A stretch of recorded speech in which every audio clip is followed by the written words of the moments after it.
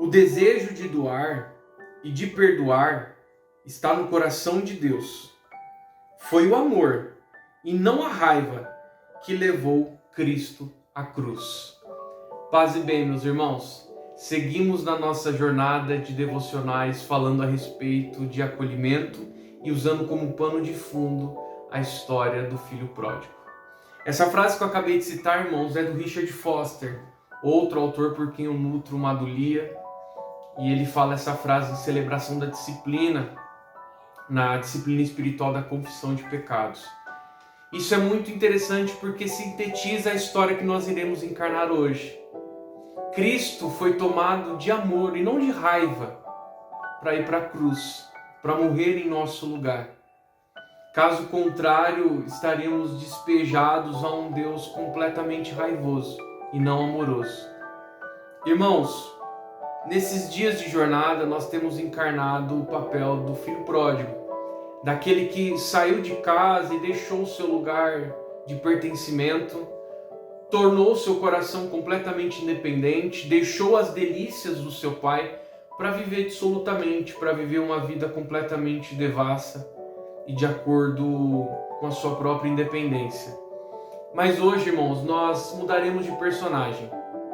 Hoje nós iremos encarnar e mergulhar na vida do irmão mais velho, na vida daquele que talvez viveu um lado mais sombrio, mais vil dessa perca de consciência da presença, dessa perca da consciência da paternidade.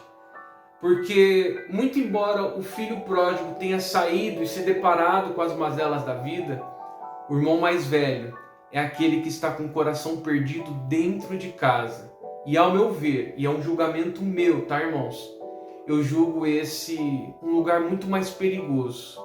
É você se perder dentro de um ambiente, é você perder o seu coração, mesmo estando inserido dentro de um ambiente. Mas hoje a nossa jornada começa a partir do versículo de número 25. E talvez você vá se deparar com muitas características que o irmão mais velho apresentou e vai ver como é perigoso se perder estando dentro, como é perigoso se perder mesmo estando dentro de um ambiente, de um lugar de pertencimento. Irmãos, olha o que diz o versículo 25. Ora, o filho mais velho estivera no campo, e quando voltava, ao aproximar-se da casa, ouviu a música e as danças. Se lembram do devocional passado sobre as manifestações de afeições? O pai havia preparado uma festa para o retorno do seu filho. Mas presta atenção na continuidade. Chamou um dos criados e perguntou-lhe o que era aquilo. E ele informou: veio teu irmão e teu pai mandou matar o novilho cevado, porque o recuperou com saúde. E ele se indignou e não queria entrar. Saindo, porém, o pai procurava conciliá-lo. Mas ele respondeu ao seu pai: há tantos anos que te sirvo sem jamais transgredir uma ordem tua, e nunca me deste um cabrito sequer para alegrar-me com os meus amigos. Isso parece um déjà vu, irmãos. Quantas das nossas orações já não foram assim? Senhor, por que eu estou passando por isso, sendo que eu te sirvo com tanta moralidade? É o que eu costumo chamar de deísmo moralista terapêutico, que talvez seja a religião mais presente no nosso dia.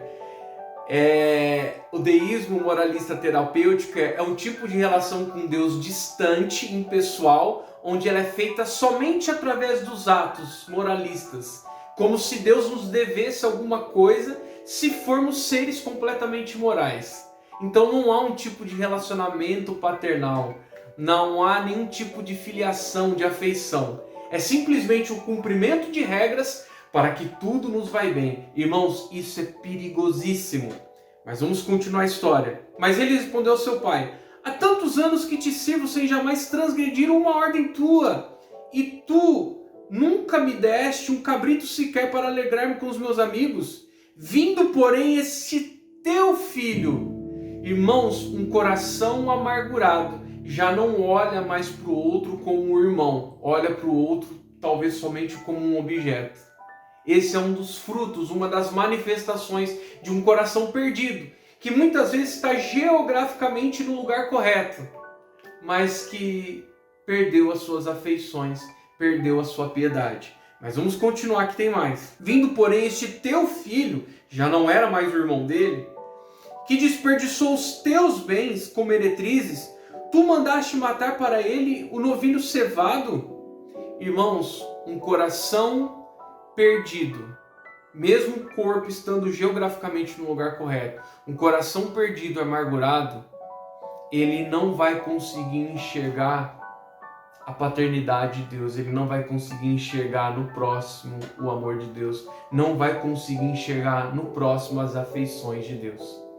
Irmãos, isso daqui é tão sério e eu tenho aqui uma emoção de sentimentos, de flashes na minha cabeça, porque nós vivemos dias, irmãos, de uma proliferação desse coração do irmão mais velho, um coração amargurado e que não consegue enxergar a piedade de Deus, o amor de Deus no seu próximo, no seu irmão. Nós vivemos dias tão polarizados, irmãos. Nós vivemos dias tão difíceis e ao modo que eu falo, eu sinto uma vontade imensa de chorar. E eu confesso para vocês que já é a terceira ou a quarta vez que eu tento gravar esse vídeo e eu preciso parar ele porque eu começo a me emocionar e enfim. Irmãos, nós vivemos dias onde o coração do irmão mais velho tem se proliferado. É um coração que está geograficamente no lugar correto. Está entre a igreja de Deus, mas não consegue manifestar as afeições de Deus. Ele escolhe os irmãos, ele escolhe quem é o seu irmão. Ele diz, olha, esse daqui é meu irmão porque pensa igual eu. E esse daqui não é meu irmão porque não pensa igual eu. A questão que eu quero abordar aqui é o coração do irmão mais velho. É aquele que não consegue enxergar no próximo, no outro, o amor de Deus. Aquele que não consegue se alegrar com um retorno do seu irmão aos braços do Pai. É aquele que quer manter distante e afastado aquele que já não tem dentro do seu coração. Eu não vou gravar esse vídeo novamente, irmãos. Eu vou deixar dessa maneira e eu só gostaria de compartilhar com vocês e que o Espírito trouxesse um senso de responsabilidade, de urgência, que o Espírito impartisse com vocês que nós não somos daqueles que escolhem os nossos irmãos. Nós não somos daqueles que tornam os nossos irmãos seletivos. Nós selecionamos quem serão os nossos irmãos de acordo com a nossa maneira de enxergar as coisas, com a nossa cosmovisão. Sabe essa fala do irmão mais velho? Este teu filho é a fala do irmão mais velho que está perdido dentro de casa. E vivemos dias, irmãos, de que tem muita gente perdida em nosso meio. Tem muita gente que faz parte do nosso povo, mas que o coração se perdeu porque já não consegue mais se alegrar com o irmão, com a volta de um irmão, com o afago de um irmão, com o aconchego de um irmão. Nesses dias polarizados, irmãos, nós não podemos selecionar quem são os nossos irmãos. Nós não podemos olhar para Deus e dizer, este teu filho, não, este teu filho é o meu irmão. Independentemente do que ele tenha feito, independentemente das falhas e das fragilidades dele, nós não podemos ser aqueles que estão perdidos dentro de casa com o coração amargurado. Nós precisamos olhar para o nosso próximo e diante de falhas, de erros, e dizer, este é meu irmão e eu também vou me alegrar com a volta dele. Eu também vou me alegrar com a filiação dele. Ele não deixou de ser meu irmão por causa das suas escolhas. E isso vale, irmãos, para esses dias que nós estamos vivendo. Vale para esses dias de polarização, vale para esses dias de guerra, onde nós vemos uns atacando outros e dizendo... se você faz isso, você não é irmão em Cristo. E o outro responde, e você por fazer isso não é meu irmão em Cristo. Irmãos, isso não pode haver em nosso meio. A nossa jornada de devocional hoje nos leva a um lugar de quebrantamento, de contrição, onde nós não somos juízes de quem são ou não os nossos irmãos, mas nós olhamos para aqueles a quem o Espírito foi derramado e acolhemos mesmo diante de divergências, mesmo diante de diferenças. Nós não vamos andar com o coração amargurado, meus irmãos. Nós não vamos ter o coração do irmão mais velho, que o Espírito quebrante e traga contrição para o nosso coração, de modo que não venhamos a ser seletivos, mas acolhamos todos aqueles a quem o Espírito atraiu e fez parte da família espiritual de Deus. Cuidado, nós não podemos ter o coração perdido estando dentro de casa.